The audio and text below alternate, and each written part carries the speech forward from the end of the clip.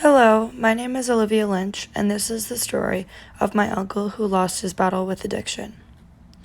My dad has three brothers, my uncle Peter, Christopher, and Michael. Ever since a young age, I wouldn't see Michael too often. He would occasionally make it to a birthday party or our annual Christmas Eve party with the entire side of my dad's family. I was too young to think anything of his absence since I didn't get to see a lot of any of my uncles. Once I got to the age where I started being curious and asking questions about my family and learning who caused the drama at the family events and who to not discuss my life plans with, I was slowly discovering the truth about my uncle. He was an addict. It started with alcohol, then moved to gateway drugs, and leaped to heroin and opioids.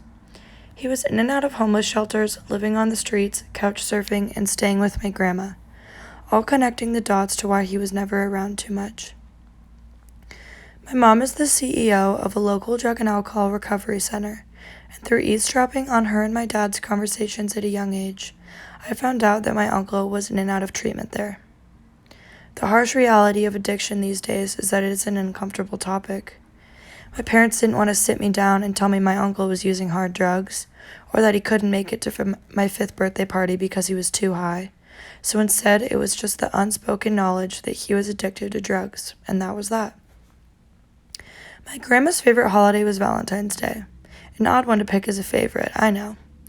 But it was just because it was an excuse to have a little pink party for all the uncles, aunts, and cousins, where she would give us all little goodie bags and get us all sugar high. Michael, my uncle, was never around for these parties, except one year he finally returned. He walked in with a sponsor, finally, what we were all waiting for. His name was Norman. He was this big Samoan man, one of the nicest men I've ever met.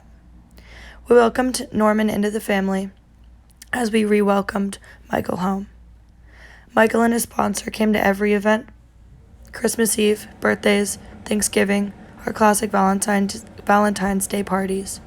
All was well again. The disinformation and uneducation of a recovering addict caused some confusion in the family.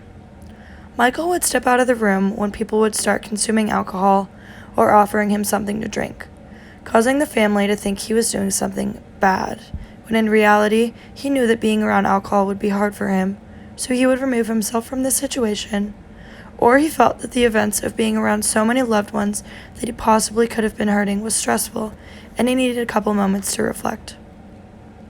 Disinformation would also cause some uncomfort in my life, because when I would open up and share about my uncle to my friends, I could feel the mood of the room switch, because the stigma around addicts is that they are dangerous and destructive, when in reality, my uncle was the funniest man I knew, and he learned to make jokes about his brain injuries from his abuse.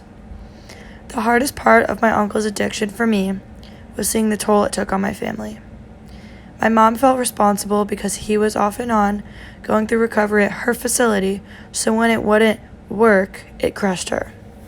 My dad felt responsible because he was his brother, and he wished that he could help more than he could, or that he was able to help more than he could. My grandma felt responsible because it was her son who was going through all of this.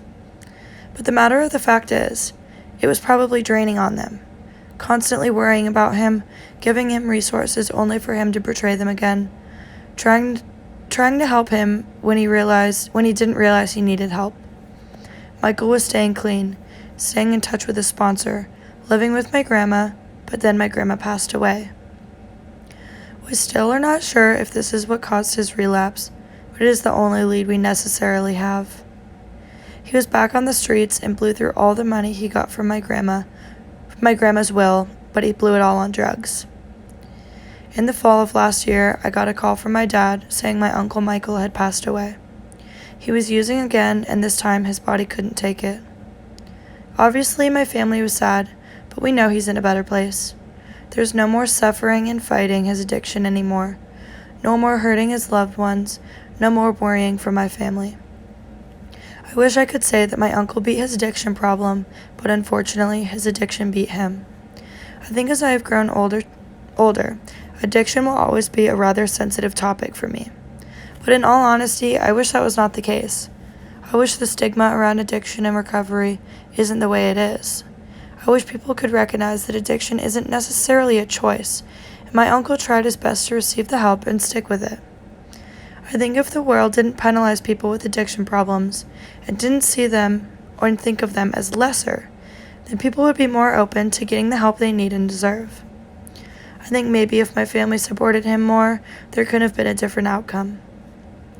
Overall, since reflecting back on the story, I've taken away that you can't help someone that doesn't want to be helped, but you always have to try. Thank you.